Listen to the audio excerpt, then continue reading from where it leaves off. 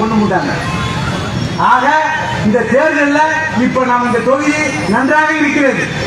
எல்லாம் எனக்கு முன்னாள் பேசிய நடராஜன் கூறினார்கள், எதுவுமே செய்யல தட்டாஞ்சாரி தொகுதியில். ஒரு மாநிலத்தில் முதலமைச்சர் இருக்கிறவரை அவர் தொகுதி எப்படி இருக்கணும் எனக்கு முன்னாள் பேசிய குறித்து சொன்னார்கள். எந்த பேப்பர்ல பார்த்தா எந்த செய்தியுமே கிடையாது. ஒரு மாநிலத்தில் முதலமைச்சர் இருக்கிறவரை அந்த ரோடு போட்ட இந்த ரோடு போட்ட எதையாவது செய்யணும்.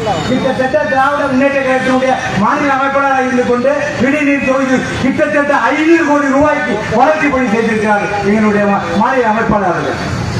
பேப்பர்ல பார்த்தாலே வாரத்துக்கு ஒண்ணு, ஒரு வாரத்தில் 5 நாள் பூமி பூஜை தான் நடைபெற்று கொண்டிருக்கிறது. ஒரே ஒரு செய்தி சொல்லுகிறார், நமக்கு நல்லா இருக்குது. இந்த தொகுதியுடைய செயலாளர் ஆறுமுகம் அவர்கள், அவர் நன்றாக இந்த தொகுதியை நிறைவுபடுத்திக் கொண்டு எப்படி டாக்டர் அவர்களை கொண்டு வருவது முடிவுக்கு வந்துவிட்டார். ஆக புதுவை மாநிலத்திலேயே கிட்டத்தட்ட நடைபெற்ற இந்த பட்ஜெட் கூட்டத்தொடரில் 13,000 ரூபாய் கோடி பற்றாக்குறை இந்த பட்ஜெட்டிற்கு உருவாக்கப்பட்டது புதுவை மாநிலத்தில். ஆக புதுவை மாநிலம் என்பது 30 சட்டமன்ற தொகுதியை உள்ளடக்கிய ஒரு பகுதி. 6 முதலமைச்சர்கள், 30 எம்எல்ஏக்கள். சண்டிகார் 5 லட்சம் மக்கள் தொகை கொண்டது. அந்தமான் நிக்கோபார் தீவு 9 லட்சம் மக்கள் தொகை கொண்டது. ஆனால் பட்ஜெட் நிதி ஒதுக்கீடு தெரியுமா? பாண்டிச்சேரிக்கு பட்ஜெட் நிதி 3000 கோடி தான் சென்ட்ரல் கவர்மெண்ட் கொடுத்தது.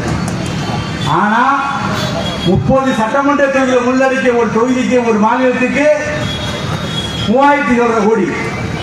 சண்டிகார் ஒரு நம்ம யூனியன் பிரதேசம் தான், அதுக்கு 5 லட்சம் மக்கள் தொகை தான், அதுக்கு 6000 கோடி ரூபாய்.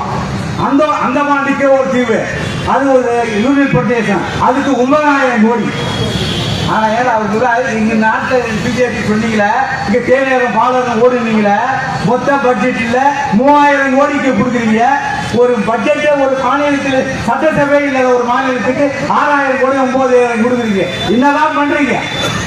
ஆனா சொன்னாங்களாம், எனக்கு வேண்டிய நண்பர் ஒருத்தர் ரங்கசாமிக்கு ரொம்ப நெருக்கமானவர், அவரை கேட்டாங்க, ஏன்னா நீங்களாம் டெல்லிக்கு போனா நிறைய நிதி வாங்கிடலாம், ஏங்க போக மாட்டேங்க, நிதி ஆயோகத்து கூட்டத்தை கூட கண்டுக்க மாட்டீங்களே, நீங்க தான் நீ மாநிலத்தோட நிதியமைச்சராச்ச, ஏயா நானா சொன்னேன் தேனாரம் பாலம் ஓடுன்னு, நானா சொன்னேன் 13 மில்ல ஓட்டுறேன்னு, நானா சொன்னா 10,000 பேருக்கு வேலை கொடுக்குறேன்னு. அவர் தானே சொன்னாங்க, மோடி தானே சொன்னாரு, அவங்க கொடுக்கட்டுமே, நான் போக மாட்டேன்னு சொல்றேன். இப்படிப்பட்ட நிலைதான் இங்கு நடந்து கொண்டிருக்கிறது. ஆகவே வருகின்ற தேர்தலில் புதுவை மாநிலம் கண்டிப்பாக கிட்டத்தட்ட நாம் நிற்க வேண்டிய தொகுதியிலே அனைத்து வேட்பாளர்கள் வெற்றி வேட்பாளராக இருக்க வேண்டும். வருகிற சட்டமன்ற தேர்தலில் நீங்கள் நிச்சயத்தை வெற்றி பெற செய்து இந்த மாநிலத்தினுடைய அவர் படித்தவர்